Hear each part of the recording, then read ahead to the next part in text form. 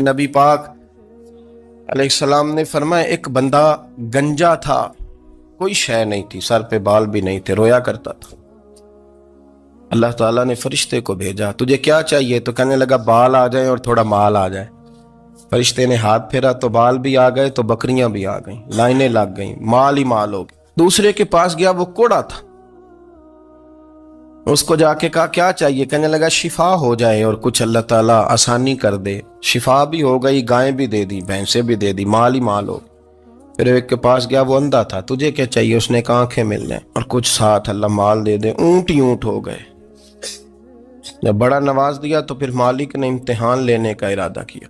اللہ نے فرمایا آزمائش کرو۔ سب سے پہلے گنجے کے پاس آئے، اسے کہا اللہ کے رستے میں کچھ دیکھنے لگا، میرے خرچے ہی بڑے ہیں، دیکھو تو صحیح کتنی مشکل میں وقت گزارتا ہوں، حال ہی کوئی نہیں۔ تو اس نے کہا میں نے تو سنا ہے تو گنجا اور بھوکا ننگا تھا۔ کہنے لگا میں تو جدی پشتی رئیس اعظم ہوں، تجھے کس پاگل نے کہا ہے؟ بھاگ جا۔ اس نے کہا اچھا جیسے تو تھا ویسے ہی ہو جائے۔ کھیت کھلیان اجڑ گئے، پھر سے گنجا ہو گیا۔ حضور علیہ السلام فرمانے لگے، پھر وہ اس کے پاس گیا جو کوڑا تھا، اسے کہا کچھ دے۔ کہنے لگا خرچے ہی بڑے۔ اس نے کہا میں نے تو سنا تو پہلے کوڑا تھا۔ اس نے کہا جا دوڑ جا، میں تو رئیس اعظم ہوں، دادا بھی پردادا بھی اور ساری نسل ہی۔ اس نے کہا اچھا جیسے تو تھا ویسے ہی ہو جائے۔ پھر وہ گیا اندھے کے پاس اور جا کے کہا اللہ کے نام پہ کچھ دے۔ تو وہ کہنے لگا رب کے نام پہ؟ یہ کھڑے ہیں اونٹ، جتنے تیرے دل کرے لے دا۔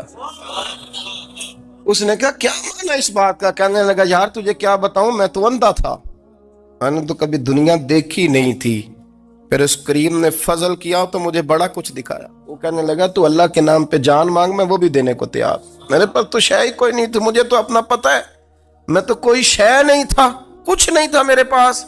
یہ تو ان کا کرم ہے کہ رخ ان کا ادھر ہے، اور مختصر سی میری کہانی ہے، یہ جو بھی ہے ان کی مہربانی ہے۔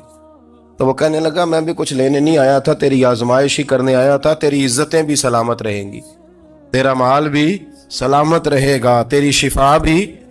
اپنی زندگی میں کبھی بھی اللہ کی بارگاہ سے توجہ ادھر ادھر نہ کریں۔